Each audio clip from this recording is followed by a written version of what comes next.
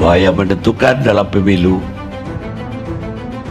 bukanlah para pemilih yang memberikan suaranya, tapi yang menentukan adalah yang menghitung suara itu. Kalau kemudian melaksanakan konstitusi, kemudian kita harus khawatir, ditakut-takuti segala macam, justru menurut saya yang menakut-nakuti itu yang takut. Kita mau konstitusi dijalankan dengan baik dan benar. Hak-hak itu boleh digunakan. Kalau kemudian hak itu tidak boleh digunakan, hapus dari konstitusi. Politisi PDI Perjuangan Adian Napitupulu menjawab berbagai macam isu yang menggembosi rencana hak angket DPR RI terhadap pelanggaran dan kejahatan pemilu 2024 yang terindikasi dilakukan oleh Presiden. Dalam sebuah acara talk show, dia menjelaskan secara lugas dan bahkan kembali menantang pihak yang alergi terhadap hak angket.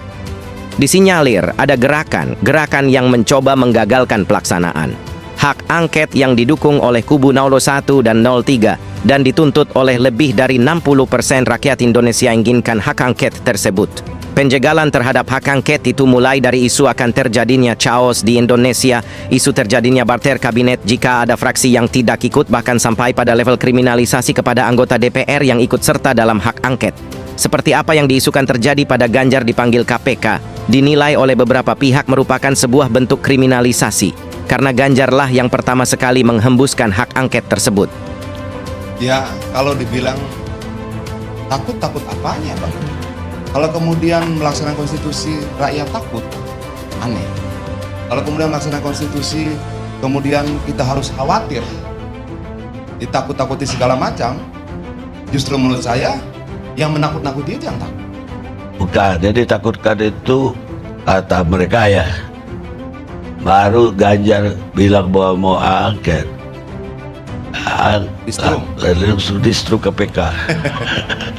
Bahkan sampai pertemuan antar relawan pendukung 01 dan relawan pendukung 03. Komunikasi sudah terjalin semakin bagus. Berapa anggaran bansosnya? Kenapa kemudian dirapel sedemikian rupa? Gitu loh. Hak angket akan membahas secara spesifik adalah terjadi tidak pelanggaran undang-undang, penyimpangan. Yang aku pikir sebenarnya begini, kenapa banyak pihak yang kemudian seolah-olah khawatir dengan hak angket? Kok khawatir sih dengan produk konstitusi kita sendiri? Kalau memang kemudian hak angket itu identik dengan kerusuhan, hapus aja dari konstitusinya.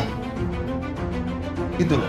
Kalau kemudian melaksanakan apa yang termaktub dalam konstitusi, kita khawatir, ya hapus aja. Bersidang lagi MPR-nya, diamandemen lagi pasal itu. Bagaimana mungkin sebuah aturan yang ada secara konstitusional menjadi ketakutan buat bangsa ini, menjadi ketakutan buat pemerintah, menjadi ketakutan buat orang-orang tertentu? Nggak boleh dong. Konstitusi itu tidak boleh melakukan buat rakyat. Orang di aturan yang kita bersama kok dan disetujui. Oke, pertanyaannya, hak angket itu ada di dalam konstitusi? Ada. Kenapa kita takut? Kenapa kita takut? Kenapa kita khawatir? Kenapa kita berlebihan melihat apa yang memang diberikan kewenangannya oleh konstitusi? Nggak boleh. Nggak boleh. Harusnya kita bangga, harusnya kita senang ketika kemudian yang dilakukan adalah langkah konstitusional, bukan mengingkari konstitusi, bukan memanfaatkan atau memanipulasi konstitusi, tapi secara konstitusional kita lakukan. Misalnya, kemudian ada yang kemudian malah berpikir, ya udah konstitusinya kita gugat. Tidak. Undang-undang kita gugat, tidak. Kita laksanakan konstitusinya, kita laksanakan undang-undangnya. Lalu apa yang dikhawatirkan? Akan ada kekacauan, akan ada kerusuhan. Dari mana? Yang mau rusuh siapa? Yang mau kacau siapa? Tidak ada. Kita mau konstitusi dijalankan dengan baik dan benar.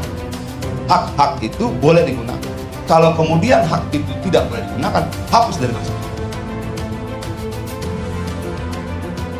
Bahwa yang menentukan dalam pemilu bukanlah para pemilih yang memberikan suaranya, tapi yang menentukan adalah yang menghitung suara itu.